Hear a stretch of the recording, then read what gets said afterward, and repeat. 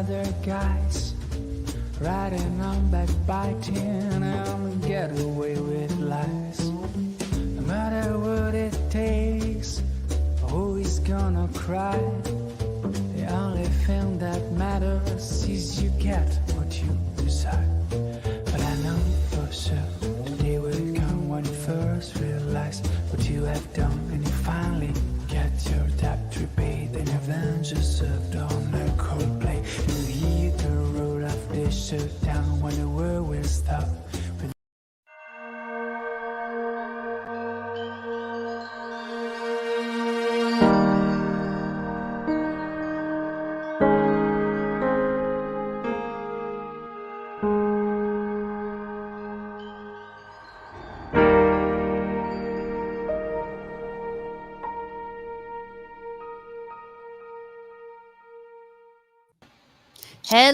Hello, filmmakers. Welcome to the Black Magic Collective Atlanta Chapter Edition. I'm here with TC, and I want to say, is it Barrera? I've never actually asked you how you say your last name. So there's a weird discrepancy with my name. Like, people, legally it's TC Barrera. You can just call me Tim, though. Anybody that works with me or ever sees me in real life, to just call me Tim Barrera. I love it. So you are an Atlanta filmmaker. You are our first ever host of our first ever Atlanta live event.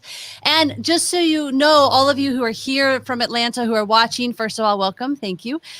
We are going to be doing live events in Atlanta where you get to come and network and meet each other and learn and all that fun stuff as soon as it's safe to do so, whatever that is. Yeah, that'd be nice. Thank you, everybody who's joining. Please let us know you're here by typing in the box in your comment section on Facebook and YouTube. Let us know what you do in the biz, where are you from, where are you watching this from. We love hearing from you and saying hello. For those of you who are brand new to the collective, we are a collective of film and TV artists. We meet regularly on the business and craft with education events like that focus on the tech side. Membership is free. We have initiatives that are helping your career. We have classes on Resolve. We have all kinds of things. Everything is free. And when you show up to events, even the food and drink is free. So it's pretty awesome. All you have to do is join at blackmagiccollective.com. You hit join and you're in. You're a member. And you'll get all the notifications every month about what's going on. And then TC, I don't know if you want to take it over and tell them what they might win later today. Oh, yeah. I hope everybody's registered via Eventbrite to win a seat of Davince Resolve Studio. Yeah, we want to definitely thank our sponsor, Black Magic Design. It's a company that is super rare in that they absolutely love filmmakers, and they get why we do the things that we do, and they're the reason we were able to do all these things at no cost to filmmakers, and they're giving away a seat of Resolve to one of you today. So stay tuned, and we'll be announcing that winner at the end. Also at the end, we'll be showing our January pick of the month. We actually have two pick of the months for January. We'll be showing our first one at the end of this today. And if you haven't submitted your film yet, if it's 5 minutes or less, it's free again to submit to the Black Magic Collective Film Festival. And you win huge prizes. Last year we gave away a Ursa Mini G2, $1,000, Sigma lens, all kinds of stuff was just given away. So get your films in there. But TC, I want everybody to meet you and know you. I got to know you a little bit, as some of our readers probably did when you did your blog for us at the beginning of the year. TC actually made me tear up, you guys, because he was just so welcoming and inviting. Oh my goodness. It's really great to have you here. Why don't you let everybody know a little bit about you and what you do? Yeah, so I am a writer, director, filmmaker, kind of all around, does everything filmmaker based in Atlanta. I'm originally from Los Angeles. I moved to Atlanta about 5 years ago, which ended up being one of the most incredible decisions I've ever made in my entire life. I, by trade, work as an assistant director, but I pretty much touch on every other aspect of production. At this point, I've worked on like 200, 300 sets here in Atlanta, and it's been incredible. The community here, which we'll be talking about more soon, is amazing, and kind of what we're here to talk about. Yep. We're going to be bringing in some more Atlanta filmmakers to talk with TC in just a second. I do want to say hello to some of our people. We have Thang Ho watching from Hotlanta, filmmaker from Vietnam. Yo, I love it. We have Allison from Atlanta. We have Take Two Productions, Atlanta production company. I love all the Atlanta filmmakers that are here. Jeff Spot, colorist from Atlanta. Nicola's all the way from Portugal with us today. And Joyce, CEO of Dream Empire Productions Atlanta. I love that you guys all came. We love that we're meeting you. We cannot wait to get out there and actually meet you all in person. But before I talk anymore, I want to hand you over to TC and the Atlanta filmmakers that are here to join you. Just remember, we want to hear your questions. So go ahead and annoy TC the entire time by putting your questions right there in the box. And then at the end, we will definitely have time where we will specifically come and do any follow-up questions. I know they have a lot to talk about. So with that, I'm out. TC, have fun with the first ever Atlanta chapter Black Magic Collective event. Yay. So I didn't realize how actually sort of nerve-wracking this was. She kept saying first, and I got a little bit more nervous each time. But welcome. Thank you guys again so very much for being here. I won't spend too much time echoing what Jen said. But welcome to the Atlanta community, Building the Right Community panel. Today with us, we have some phenomenal filmmakers who I'm fortunate enough to call my friends. First up, we'll introduce Walker Whited of Double Story Productions. He's an independent writer and director that released his first independent feature last October. Behind the camera, he has credits on things like Ozark, 24 Legacy, Dr. Sleep, and Along Came the Devil too. I keep looking over here because it's a lot of credits, and I want to make sure I get them all right. How are you, Walker? Hey, man, did you hear that? The first thing when I popped up, my thumb went like this. Can you hear it? You might not have heard it. My chair made a farting noise. It's like being in a sitcom here. I like the excuse with the chair. That's great. Next up, we have Jenna Cannell, who is another great friend of mine. She is an actor, filmmaker, and stunt performer with acting credits, most recently on Marvel's WandaVision, The Resident on Fox, Frontrunner with Hugh Jackman, The Bye Bye Man, and Vampire Diaries. She's also a writer and director in her own right, being behind some phenomenal award-winning shorts. Hey, Jenna, how are you? What's up? What's up, dude? What's up? And last but not least, we have Ryan Dennett Smith of Third Shift Media, a producer with credits like Ready to Love on the Oprah Winfrey Network, Netflix's Love is Blind, and countless independent feature films. He's worked with every major studio under the sun, and he's a wealth of knowledge on all things production. Again, thank you guys all for being here. How are you, Ryan? Good, man. Thanks for having me. Yeah, for sure. So I mean, I kind of just wanted to start. Obviously, there's a little bit of an aspect of flexing with all these amazing credits that each of you have. They're all amazing. And it's hard not to be impressed with the studio credits each of you have. But outside of that, each of you individually are all pretty huge supporters of independent film. I'd love to talk about why that is first and foremost. Let's start with, I guess, Jenna. We're here to talk about community and all those good things. So let's just jump into it. Sure. Yeah. I mean, community is certainly the word I would use. That's the biggest reason why I love indie film, and especially in Atlanta. It's just, I mean, we talked about this before, but because both of us have worked out in LA, and as much as I love LA, it's a lot harder to form a community there. And the indie scene here, it's just so easy to see the same people and work with the same people again and again, and to form lasting relationships with people. Yeah, I think we're very well put. What about you, Ryan? What are your thoughts? Yeah, 100%. I mean, I'm one of the weird ones from Georgia, born and raised. Everybody else seems to be a transplant, but I got into the film industry because it was a family-based environment that we worked on highly creative things. I mean, what industry do you get 100 people to make the same product? It just doesn't work. So it's very cool. And there's been a lot of great filmmakers, y'all included, that I've been able to work with. So that's why I'm here, and I continue to stay. And Walker, your thoughts? Well, if we don't support indie film, what's going to happen? If we're working in it, we got to support it. So we got to keep it building, keep it growing, and keep it strong. So yeah, definitely. Jenna, I already see in the chat here you have a fan. Yo, Jenna, love Bliss is Orange. Adore Jamie the DP. Can't wait to work with you guys. That's Thang Ho. Thank you. Thanks. Very, very nice. But yeah, I think overall, all very well said. It's one of those things where I think this is a very special panel because all of us in one way or the other have worked with each other, I believe. I think that's really, really cool, specifically because we're talking about building the right community to kind of level up your career. I think that's a really good place to start first and foremost that we're all able to get together and we all have phenomenal credits, and that we're able to get together and talk about community, I think is really cool because we all occupy the same kind of circles. So we're here to talk about that process of building that community, and I promise we'll get deep into that. And this all ties in, but most everyone here knows the difference between studio funded work and independently funded work. And if you could tell me from your perspective, outside of time and money, the most striking difference between the two, I think that's a good place to start. If we could start with Walker, I know you just released your first feature. All right, I'll sing out mics. I changed my mic to my computer. Rephrase the question. What was it? So, everybody knows the difference between studio funded work and independently funded work. And outside of time and money, I just, you've worked in both worlds, and I'm kind of curious your perspective of the difference between the two, again, outside of time and money constraints. Well, I mean, when I was on bigger, studio productions, it was with a drone team. So I was drone camera operating. So it wasn't, I wasn't directing. I wasn't working with the money side or seeing, all that. So the things that I was noticing that was different between those sets and like my sets, A, there's more people, of course. B, there's better food, of course. And C, there's more time.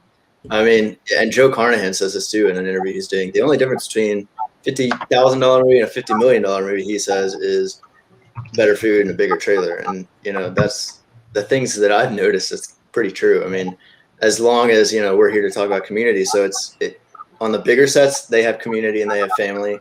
And on the small sets, they have community and they have family. I mean, it's going to be the same thing, just maybe higher stress and bigger challenges. But yeah, they're pretty similar, So I think it's interesting. Jenna and I, we were on the phone yesterday talking a little bit about what we were going to talk about, and we talked about kind of the pockets of community that exist in both worlds. The big budget world where you can go work crew side on studio projects and build this community of almost blue collar filmmakers around you, and then there's the community that exists almost on the independent level that are only doing independent projects. Jenna, what are your kind of thoughts on that and where you found yourself bridging the two? Yeah, I mean, I think you said it very well, where there are forms of community in both worlds, both in the studio system and on independent sets, and they're just different communities. And I think, on any studio film, it takes an entire army to get the movie made. And so even within that community, there are still these different pockets, especially now with the pod system and everything like that. But yeah, I mean, they're just different types of community. And I think one of the biggest differences, I think, outside of time and money, which are obviously the big ones, is just that I think on the studio films, everyone is kind of more specialized, it tends to be. Whereas on indie films, you talk to anyone and it's, you're like when you and I have worked together, you've AD'd for me, but I also know you direct and write. And I think in the indie film world, what's cool is that we've all had to learn to be so scrappy that, I mean, like Walker, you talking about how I know you're a director and an editor and also a drone operator and all these other things. And so I think one of the cool things about the indie community is that it's less specialized. And so everyone's much scrappier and has a whole variety of skill sets because we're used to having to do a million jobs. For and sure. there are certainly pros and cons to both, but that's one of the big differences, I would think. For sure. Or I've noticed. Ryan, I'm curious on your end, you kind of occupy this world of producing. So, you're getting the perspectives of Walker, who just did his first feature and released his first feature in October. And then Jenna, who's worked on these studio projects in the acting and stunt performing world. From a producing point of view, where have you seen that difference between the studio world and because you've worked in both, in the independent world? Yeah, I mean, again, to what you're saying, there's no difference between the two except for time and money. And how many people, I guess, is the third portion of it. For my side as a producer, the bigger it gets, the less accounting I have to do, which is fantastic. The smaller it gets is the more accounting I have to do, and running cables or particularly for Walker's India, I was cooking breakfast most mornings for the entire crew. But independent is about that love and getting together and making something that you're passionate about with your friends. but it's kind of cool being able to switch from my studio side all the way down to the low budget sides, because in a part of building this community, you build up those favors. So some days I'm doing commercial where everybody's making $1,000 a day. Some days I'm saying I've got a burrito and come on out and play with us. For sure. It's important building those relationships. Sweet. Yeah. So I kind of want to know, with that, Ryan, you had already mentioned, and this is something that I had failed to mention. Ryan actually produced Walker's first feature, which I was lucky enough to be an AD on. This was back in early 29, in the before times of COVID. 2 years ago, like 2 days ago was our first day 2 years ago. Yeah, that's crazy. And then with Jenna, you had mentioned that I obviously have AD'd projects for you. I think the last one that I did for you was Bliss's Orange. I think we've been around each other on set with me as an AD, but I don't know if it was like a project of yours. I think the last one was Bliss's Orange, which was almost 2 years ago now too, right? Maybe? Yeah, about a year and a half ago. Okay, cool. So I kind of wanted to talk about that, like the independent projects that we've all involved ourselves in. Why Atlanta, and how has the community helped you out with regards to getting these independent projects off the ground? Let's start with Jenna. Sure. I mean, Ryan and his burrito offerings said it pretty well. I mean, that's a big part of it, is that that's a big thing that I noticed when I started working here on the production side, because I started on the acting and stunt side. And when I started doing production, I did notice that people are down for that sort of thing. People are down to say, okay, you come do this on my project, I'll come do this other thing on yours. And that sort of networking has been easy to do relatively, I mean, prior, in the before times, like you said, but yeah, that was a big part of it, of just like, because everyone is so multifaceted and everyone's a multi-hyphenate, you can kind of trade, you can use your various skills as currency. Yeah, definitely. I think it's huge. The ability that I've seen for so many different people within the independent community in Atlanta to step into things that they've never done before, but are super willing to do is really amazing. I'm seeing a couple of things, funny comments in here. So the key is having burritos, pretty much. Yeah, my first project had burritos and it was all done under 2K. Yeah, I mean, burritos is the key, clearly. With that, Walker and Ryan, really, whoever wants to take the reins on it, walk us through your experience within Atlanta. And I know, Ryan, you're from here and all that good stuff. Walker, I don't even remember. Are you from here? Yeah, Northeast Georgia, so technically. Okay. Gotcha. So you guys have been here for a long, long time. How, with regards to making your guys' first feature, how has the community evolved, and what made you realize it was time to do it with the community that you had built up? Yeah, I mean, you said why Atlanta also, and I mean, I was born here and live here, so of course I'm gonna do it here. From what I can tell, it doesn't matter where you are. It's just who's behind you, who's with you. I mean, for example, Ryan, wouldn't be anywhere without Ryan. I've known Ryan for like 4 or 5 years now, maybe. One of the first things I ever tried to do, he was the producer on, or an AD or something, I don't even remember. But I knew him from another director who introduced me to him, who gave me my first job as a PA, in college. I was in college. So it was just building those steps and taking those steps and meeting people and networking. And playing and developing projects and making shorts. And you said, why did you know it was time to make a movie? Well, for me, it was just, all right, I know all these people like Ryan, Gabby, yourself, I've met all the people. I think they'll be behind me. Let's see what happens if I start talking to them and ask them, hey, I've got this idea that we can do in one location for no money. And I've proven that, look, I've done all these shorts and I think they're pretty dang good quality. Let's see what happens. Here's a script. What do you think? And it just took off from there. So this project, my first feature, would not be done without the community and would not be done without, taking those necessary steps. I mean, you can go out and search for money, and if you can find $1 million to make a movie, that's great. Go do that. But most of us can't do that. So we have to make small projects and meet people around us and do what it takes to make it happen. So, yeah, for sure. Ryan, from that perspective, and that's kind of Walker as I'm translating it, it's because I think there are a lot of filmmakers who feel the same way. They don't know how to take that next step, and at the end of the day, it's just doing it. So from your perspective, Ryan, as a producer, kind of what are your thoughts on that and that transition specific within a community that you find yourself in? It doesn't matter if it's Atlanta, just whatever community you find yourself in.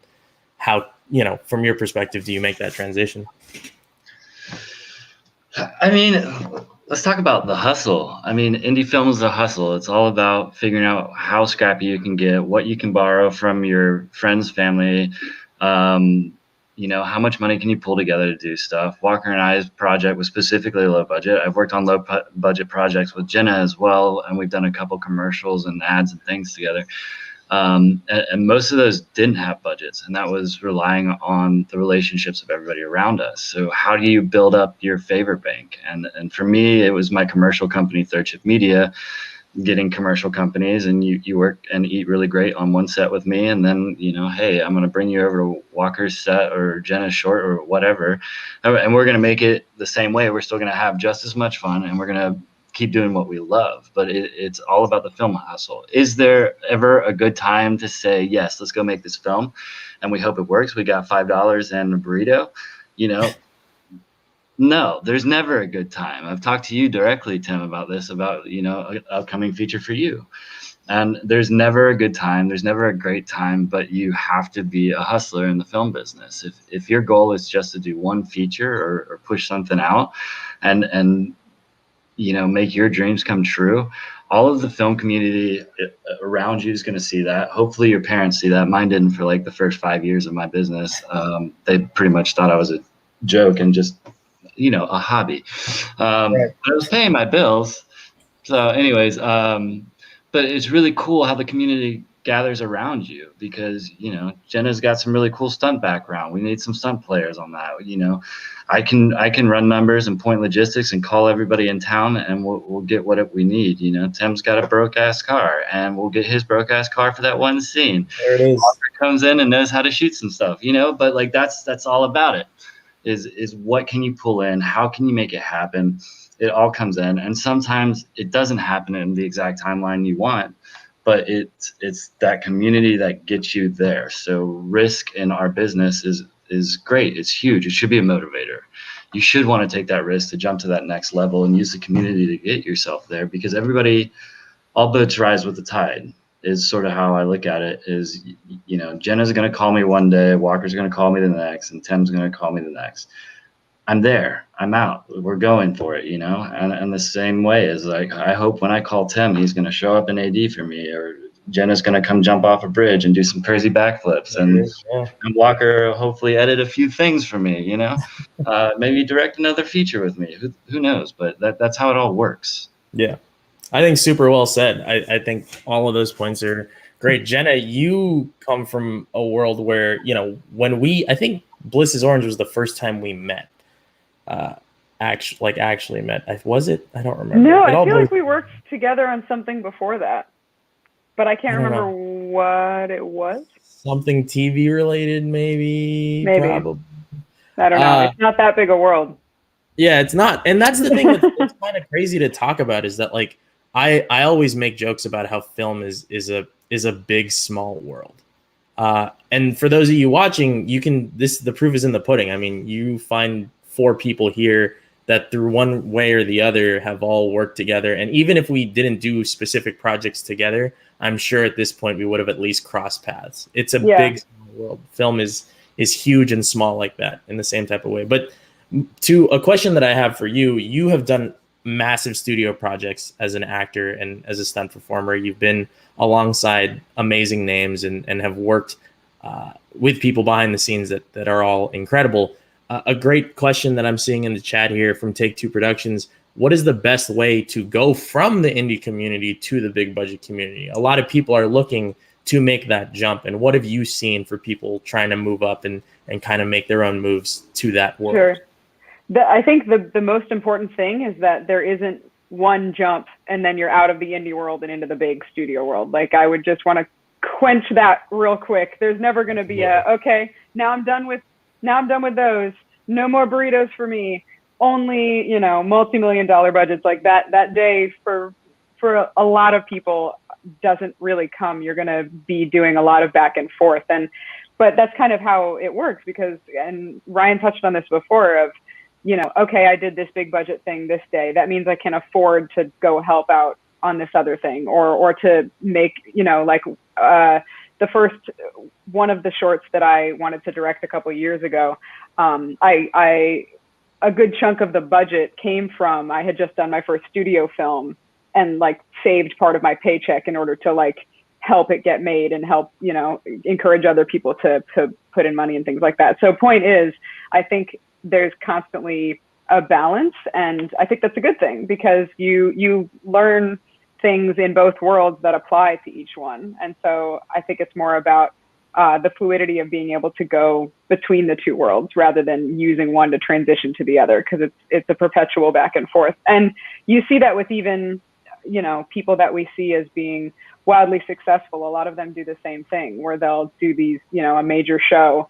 and then in their hiatus do some weird indie movie, you know. I think because they have different levels of freedom and different types of freedom in expression. So I think don't think of it so much as going from one to the other. Think of it as them feeding off of one another. Right. And I think to both of your points, Jenna and Ryan, I think it is that level of a hustle. Over and over again, you're going to have to work your butt off on these large budget productions to get the privilege to work on something that you're a little bit more passionate about, or something that you have ownership over. And specific to community, I think maybe you guys can all speak to your experience with this. I think it's important to find people that are willing to have that hustle on the larger shows, and then also want to transition into doing their own projects. You guys each have your own teams that you work with, and we all, maybe there's some crossing between the teams, but how did you guys find those teams? Was it in that way that you kind of worked on large budget shows together and then moved together into smaller projects that you were more passionate about? Like, how did that creation of the team work? Let's start with Jenna again. Sure. I think kind of like I said before, that there are, you know, a multitude of communities, even within the one big C community. And so for me, at least, it's been a matter of, because also, you know, the person who's your favorite for a certain position, if they're that good, they're not always going to be available. Right. And so, you know, you can't always necessarily work with exactly the same team every time, even if you want to.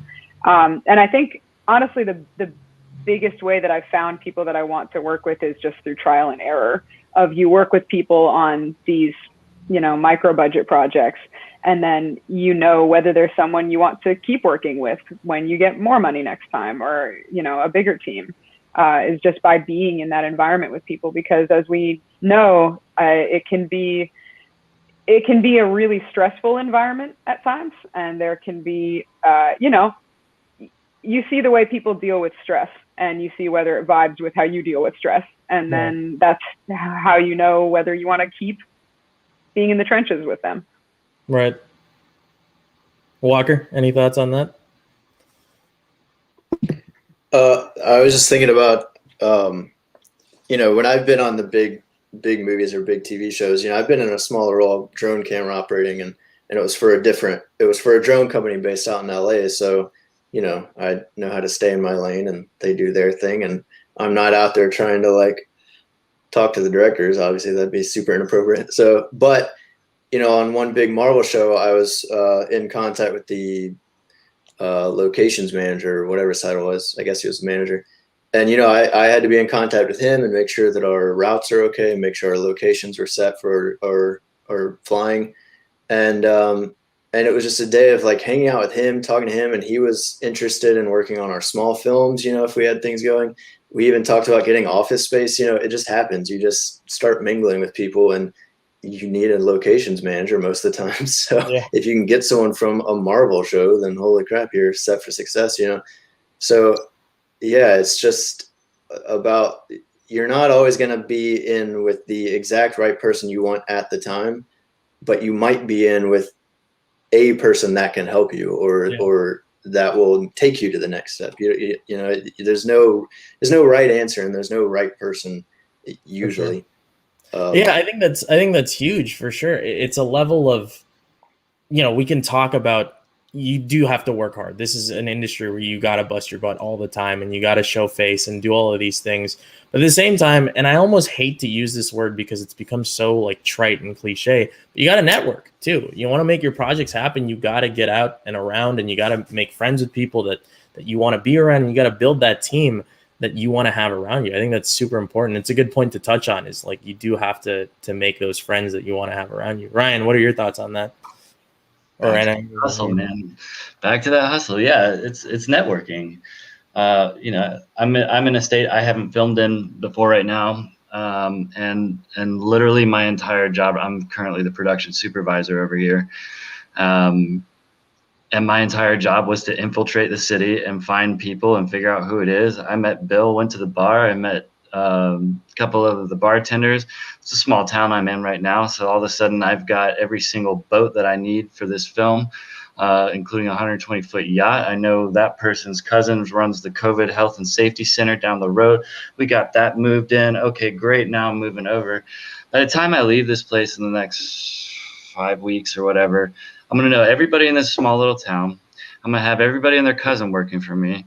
And it's going to be a wonderful experience. But that's the same thing that I did while I was in Atlanta, and when I'm in Atlanta. And I'm most of my career, I filmed nationally and internationally. I've only done a handful of projects in the state of Georgia. Typically, they're the indie ones and a couple of the studio films that I've done. But I've constantly repeated this deal, is going to bars and meeting the people. It's very hard in COVID, by the way. This has been a very big challenge of mine. Yeah.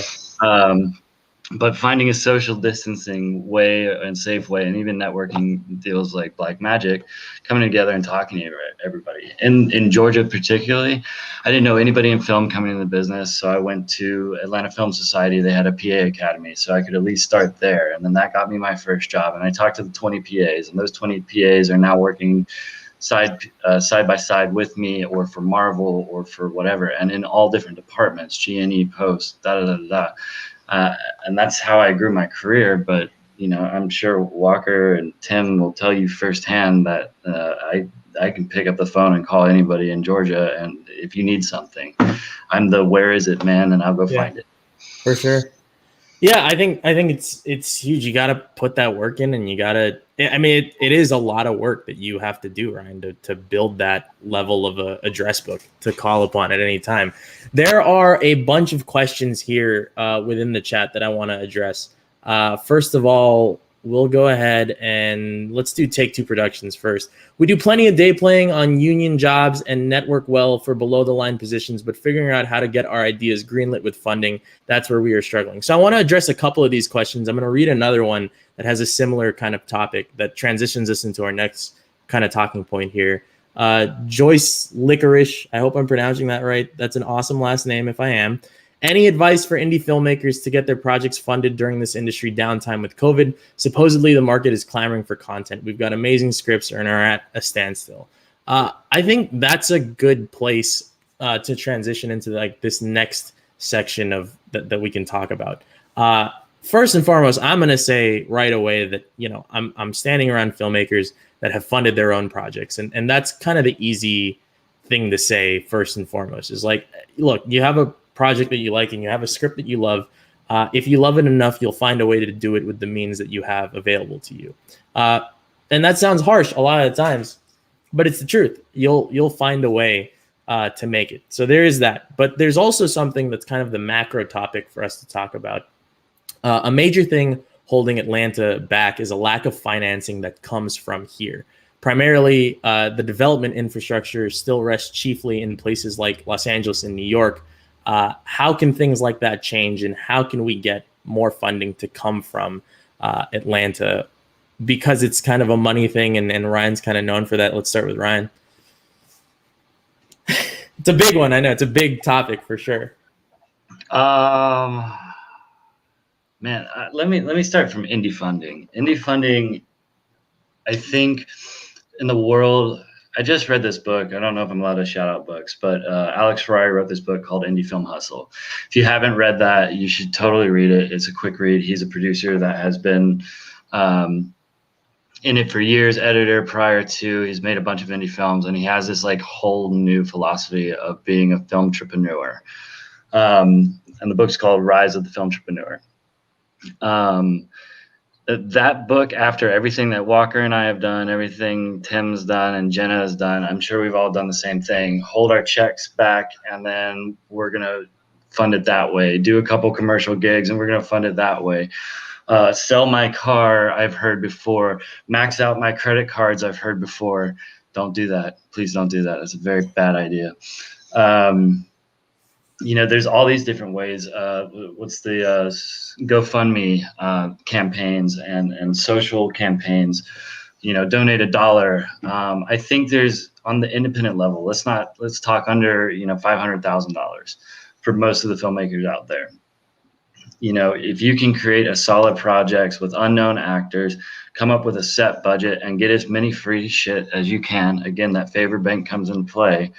That's how you do it. You need to look at the side hustle. This GoFundMe and like social funding, you can actually do that yourself. You don't have to go to these websites that have the infrastructure, and you can go around to your family and friends, primarily your family typically, and say, we're going to make this film for $20K.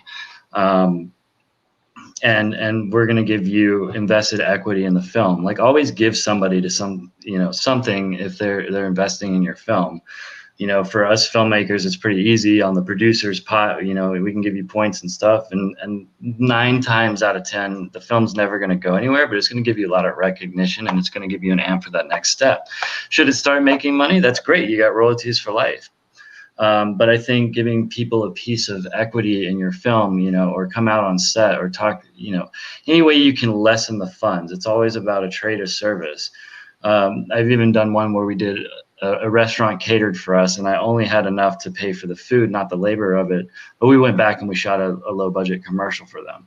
And there's these trade-offs for the independent. I think I read a lot of really boring books. There's another one that, if you follow me, I'll post a picture of the book later, but it's 43 ways to finance your film. And he goes all the way from, grants, social funding, into equity investments, soft money investments, gap lending, bank lending, yada, yada, yada. That's a whole lot of boring jargon, but it's what I'm specializing in right now, is funding films and going after a lot of, risk equity cash and putting in all the pieces so we can do larger budget films. And I'm very fortunate to be at this position. So I wouldn't look at my biggest advice for funding, especially on an independent level. There's no such thing as this angel investor, and I would never look for one.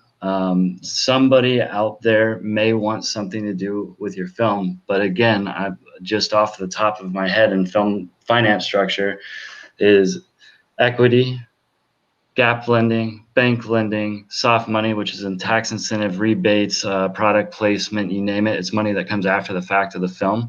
And there's people who cash flow that. Just those branch out into 400 different subcategories. And the book that I'm telling you about is like 400 pages long of just boring lawyers speak on how you can finance your film. Alex Ferrari's book is way more entertaining because he's like came from the mafia financing world and has figured out how to do it in this indie niche. I think you have to be creative as an independent filmmaker to figure out how free you can make your film and come up with a reasonable budget. Because if you blow out your credit cards and you get 10 credit cards at the same time, like a lot of college kids do, you're gonna be $100,000 in debt by the time you finish your film, if you finish your film. And then you got to pay that back. And how are you going to pay that back, especially if you're not injected into the film industry already or don't have a consistent job? Right. I think it's really about being creative there. That's my bit on financing. Do you want me to go to part 2 or open it up for Walker and Jenna? I just want to say, like, people keep saying funding, but that's the other thing, like you just said, Ryan, is you can max out your card and make a movie, but if you don't have the right person, the right line producer who understands what funding actually means. I mean, I run a post-production company, and so many times people make a movie and then, oh crap, we didn't think about post-production because they don't understand post-production. They don't understand that post-production isn't just editing and then putting in some sounds. you're coloring, you're doing dialogue edits, you're doing mixing, you're doing this, that, and the other. There's a lot of funding that goes into post-production as well as, same with pre-production. So, you're talking about funding, but a lot of people don't think about those other steps that the funding needs to go towards as well. Right. Well, and not even just post-production, but after post-production. Yeah, exactly. How do you Marketing, get people, everything, yeah. Yeah, marketing. How do you get people to see it? How do you get eyes on it? I mean, yeah, thinking about all of these end things, even at the very beginning. Yeah. I think the thing about funding, like everyone is so worried about funding, but guess what? So are all the top directors. Like there is no, like, I'm sorry, but there's no real answer to where do I get money? Like there just isn't. There's 1,000 answers to where you get money. And the problem is, well, not the problem, the thing you have to do is meet people like Ryan who understand all this jargon crap that I don't want to learn and make them do it, Exactly. Well, yeah, and I think go ahead, Jenna. I was just going to add on two things. One, that when I referenced earlier, and Tim, you referenced this too, of sometimes you got to put your own money into things. That's not me saying you spend all your money and you fund the entire thing. When I was referencing having done that, I don't fund the entirety of any of the projects that I've done. There are several projects that I've done where I put in part of it just to show other people that's how literally and figuratively invested I was. Like, it was basically just to put in enough of when I approached other people that I thought would be interested in investing in it, of to say, I can't drop the ball now because I'll lose out too. It was basically like Ryan, I'm sure that there's a fancy word for that, but I just wanted to clarify that. And sometimes, I mean, I've never done crowdfunding. I think that's another thing that a lot of people don't understand, how much work actually goes into that. It's not just creating a page and then expecting it to happen overnight. I know a lot of people have made that mistake, and that's a whole other science too. But I will say the other thing I was going to add is that Ryan keeps mentioning a favor bank. Something that I've done is I literally have a document where every time I meet someone that tells me what they do, either like, this is what I do, this is my side hustle, or even I have a house that I'd be okay with you shooting in. Apparently your car is a piece of crap, like that sort of thing. I have a document where I keep track of anyone I've met, where they are, what they do, and how we met, and any possible favors they may have asked. And that can also be, some of the people that I've worked with on the bigger stuff will throw out, if feel free to send me your script, whatever. Like I'll write down those things, and I keep a document of all of that information, because you'll be getting ready for something and you'll say, man, we have enough money for this, but we don't have enough money to, for this very specific location. And then you can go back and say, oh, I actually met someone who had that exact thing. So I definitely recommend keeping track of that stuff. I think it's a smart way to do it for sure. Yeah, I think the overall thing and what we're hearing from Ryan, Walker, and Jenna, first of all, from a Ryan perspective, you got to be knowledgeable. You got to do your homework. It's not enough to just go out there and try to beg people for money without understanding what it is you're asking for and what it is you're pushing towards, and all of these different things. You got to do your research. So again, if you have a chance to read those books and talk to people like Ryan in your own circles, do that. And I promise, you'll step ahead and move forward. Go ahead, Jenna. Yeah, I wanted to add one more thing too, of also in the interest of clarification. When I say go and asking people or talking to people about their possibly investing in whatever it is, I don't mean just anyone, because most people are not going to be interested in that sort of thing. Yeah. I mean, approaching people who have maybe said, oh, like a lot of actors, don't ask me about this, but there are a lot of actors who will put money into something if they get to be in it. There are people like that, of just keep that in mind, of something to, there are a couple things that I've gotten to direct where it was, an actor that wanted to produce their own content. And so they're willing to invest for that reason I've approached people because I have friends, like I have a friend who works on Wall Street who said, oh, I might be interested in EPing one day, and that's something that I will not forget having said to me. So again, just things like that, of it's not about necessarily just asking anyone and everyone for money, because then you will quickly not have a community anymore, but being strategic about it. Definitely. So we're running short on time here, and there's so much more that I would want to talk about. I think one thing that I need to talk about, and guys, if anybody has questions, now's the time to throw them into the comments. But one thing that I absolutely feel a need to talk about is diversity in film and television. I think it's something we should all be talking about and should all be at least trying to create discussions about. And I hate that we're doing it at the tail end here, but I wanted to kind of get into it. It's a major topic from a macro to micro level. Conversations about representation behind the camera has become equally important to conversations about representation in front of it. What are you doing to change it in the position that you find yourself in? Let's start with Walker. Why not? There was someone reviewed By Night's End, if no one knows, is a feature that was released last year. And Michelle is our lead, obviously female. I think she's of Latino descent. And Kurt was a supporting actor. He's Chinese American. And there was an article and they were saying the casting was really good and diversity, this, that, and the other. And I was like, I didn't think about it. Like, it wasn't intentional. It was just like, these are the characters that fit the story. And these are the people I know that I think are really great. I'm going to put them in it. So thankfully, like, your mindset might not be in that awful situation or whatever, but so my cast was diverse, but I didn't think about it. Does that make sense? Yeah. It's a mentality. But that is a thing we're having to think about now. I don't like the thought of like, I need to fill a quota. You know what I mean? I like the thought of, does it work for the story? So if I'm writing a story now, I can think about characters and go, oh, this person could be this diversity because of this part of the story and because of this background, etc. So that's what I'm doing personally, is in the writing, thinking about it for story and how it can be diverse from the very start in the writing process. Mm-hmm. For sure. Jenny, you got any thoughts on this? I have many thoughts on this, but we don't have time for all of the thoughts.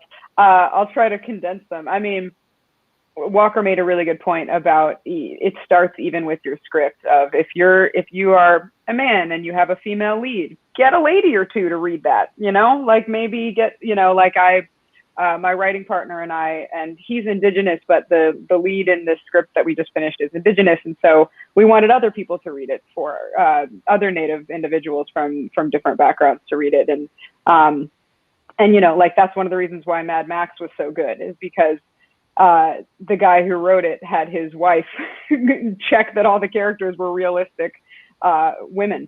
Same thing for any sort of like trans characters, gay characters. I mean, whoever is in your script, you should make sure that if you are not a member of that community, that people who are check it for sensitivity purposes, and then also are a part of making it and have some autonomy in making it. It's not, because like Walker was saying, I mean, you can also, I've been in situations where I was definitely just hired to fill a female presenting quota, but then I wasn't actually listened to. And that kind of defeats the purpose. I mean, it's not just about hiring who's right for the job, making sure not everyone looks the same, but also making sure you actually listen and that people are actually respected.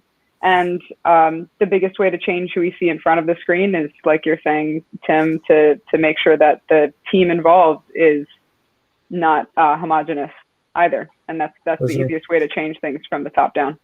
And I think with that, from a hiring perspective, Ryan, you obviously you're staffing full crews constantly on different size projects always.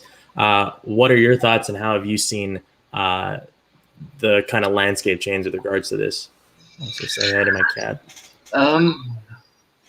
I mean, I think I've been very fortunate when I graduated to the UPM level to be able to work with very diverse crews, and I'm coming up through the PAs and then the camera department and whatnot. I've worked on a lot of different ethnically diverse shows, from Love and Hip Hop to, Love is Blind as a UPM, Ready to Love, which we did with Oprah's network.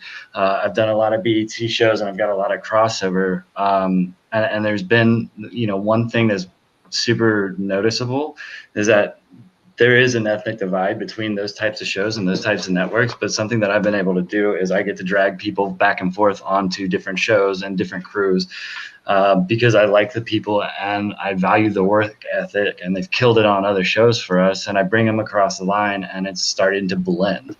And that's something I've been able to do in my career, and I think we should do more of that. As many people as I know in Georgia, I don't know everybody, and I would love to know everybody. That may not be possible, but getting it from a hiring standpoint, I think, keeping everybody, value the person for who they are and what they do and their talent level, and then give everybody ample opportunity to work up. A lot of PAs that I work with, one of the first things I say in the interview is, what do you want to be? Where do you want to go? How do you want to be?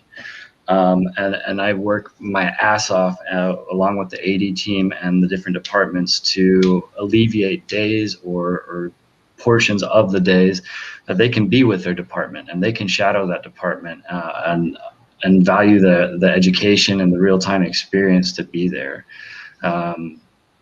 Again, I want to lift everybody up. Nobody wants to be a PA forever. Well, there's a few, but they're an interesting breed of cat.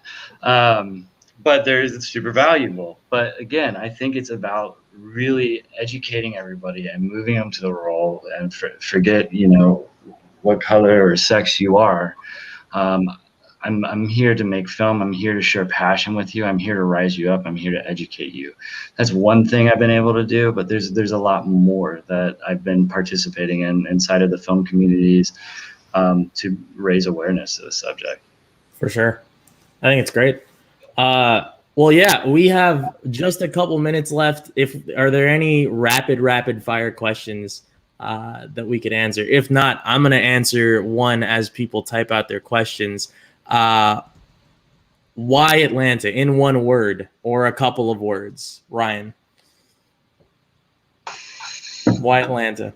Why Atlanta, man? That's a good one. It's a big playground. And if you're willing to take that risk and willing to get involved, you can go from independent to a Marvel show to Universal Studios to whatever you want. And that's my career path. Is I started small and I got to move across, but the opportunities are there, and there's the people here, even in post-production or stunts, or I've seen Jenna AD like a badass for us, and Tim. All you got to do is reach out and ask, and everyone here and most of the people in the community will let you in. I mean, I've taken, people from indie sets and been like, hey, my buddy needs some people on Marvel. Good luck. Word. A little bit more than one word, but Jenna. Hey, one word in that. No way. Not anyway. I don't know that I could do it in one word. I mean, this I suppose is a little bit contrived, but because this is all about community, but that might be one of the one words that I would use. Cause he kind of just hinted at this, but I remember I got onto set as an actor one day and I recognized half the crew from crew work that I had done. And that's the best. And great. Just community. And we have seasons here. Oh yeah. That's a huge one too, for sure. Yeah. And yeah. Walker. Yeah. I think it's just piggyback on them. I think it's kind of friendliness, if that's the word. Everyone here is so hungry. It's just everyone's going to be intrigued and want to be a part of the process. So everyone's pretty friendly about it, especially because we're in the South. But talking about that Southern charm. Yeah. Oh yeah. Cool. Well, I think that's our time. I'm getting yelled at to wrap this thing up. Thank you guys so much. Again, seriously, Ryan, Jenna, Walker, you guys are phenomenal. I consider you guys really close friends. I'm sure we'll be working with each other at some point soon. I love you guys to death. Please follow them on all of their socials to see all the projects that they're involved with and all that good stuff. Check out Ryan. What are you working on right now? Super quick. What are you working on, or what do you want people to see or check out? Check out Third Shift Media. We're going to have another reel coming out soon, and you'll see a lot of the great work we've been doing. Walker? My post-production company, W Square Media, is currently working on 2 features that we're wrapping up that'll hopefully be coming out this year. Cool. Jenna? You can see my face in episode 5 of WandaVision and hear my voice And this other movie that I acted in and also did stunts for, called Bye Bye Man, is on Netflix now, but it will not be next month. So you have, a week to watch that. And then on the production side, Bliss's Orange is on Amaletto on YouTube, and more coming soon. Sweet. I first AD'd that Bliss's Orange thing. You guys should check it out. It's true. One day, got the whole thing in one day, son. Oh, it's Kurt. I love seeing, again, with the community thing, I feel like I've recognized 5 at least people in the, I saw Matt, Catherine, amazing. All these wonderful people. I see Jeff from Reach Films. I think he's gone now, but hi, Jeff. Bye, Jeff. Oh, yeah, Jeff Spot. Yeah, again, thank you guys all. Seriously, it was amazing to talk to all of you guys. I think I'm hearing a lot of good things already about all the things that we've talked about. Please, again, I want to echo it for the 1,000th time. Follow all of these wonderful people on all their social medias and keep up with the good work that they do. They are each diamonds in this community. And if seriously, don't ask them unsolicited weird things, but seriously, you should find them in town if you're ever around. Outside of that, I don't know how to transition out of this, but we'll go ahead and do our last little bit of busy work. Next month, we'll be kicking off our Austin chapters, and we will be starting our regular Black Magic Collective events. And first up, streaming from home, and we'll chat with Tommy Lee. Oh, really? I didn't read this before. Tommy Lee. There's a Tommy Lee chat that's going to be happening coming up here.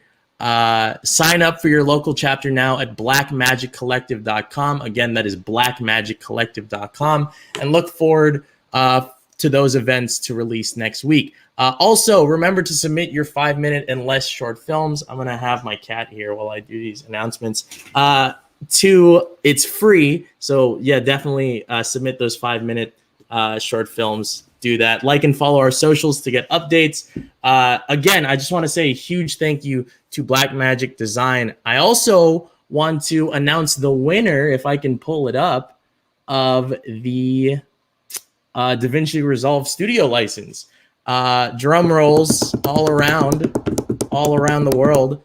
That is going to be Tony Cray. Tony Cray, we will reach out to you via email.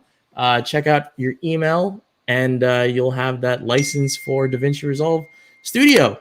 Congratulations. It's like a $295 value. That's super rad. So congrats for that. Thank you, wonderful viewers, for coming out and joining us on this wonderful discussion and talk. Again, follow all of those people. They're great. I consider them friends, and I'm sure if you would meet them, you would want them to be your friend as well. Thank you guys so much. Till next time, I am TC Barrera. Tim, follow me in these places here and all that good stuff. Thank you guys so much. Oh, also, before I forget, stay tuned if you want to watch the Black Magic Film Festival pick of the month, the Black Magic Collective Film Festival. And you can submit those short films to the Black Magic Collective Film Festival. Stay tuned. Thank you guys. Probably.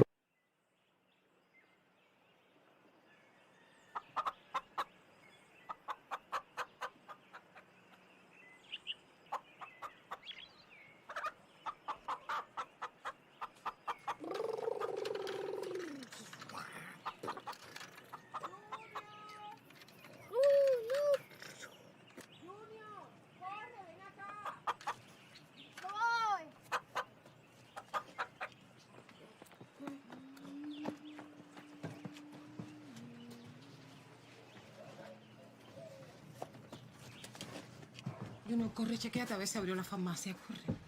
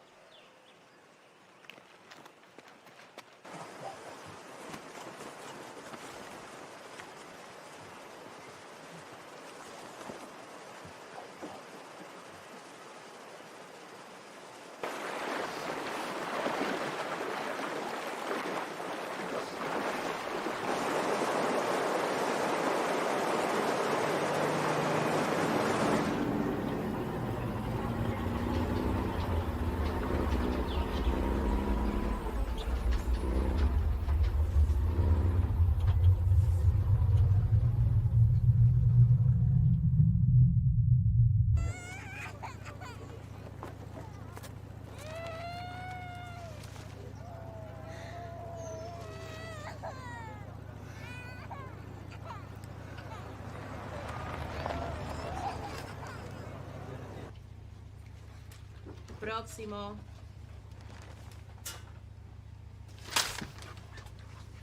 Próximo. ¿Me puedes dar insulina? Junior, yo no puedo vender medicamentos a menores de edad. Es que abuela siempre compra aquí. Lo sé, pero es Que que... está enfermo. ¿No viniste acompañado con un adulto?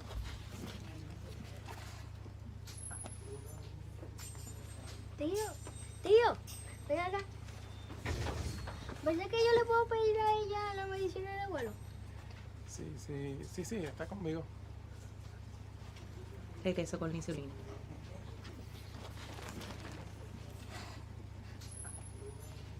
¡Mamá, llegué! ¡Mami! ¡La tengo! ¡La conseguí! ¡Abuelo, estoy aquí! ¡La conseguí! Toma, vamos a hacerlo.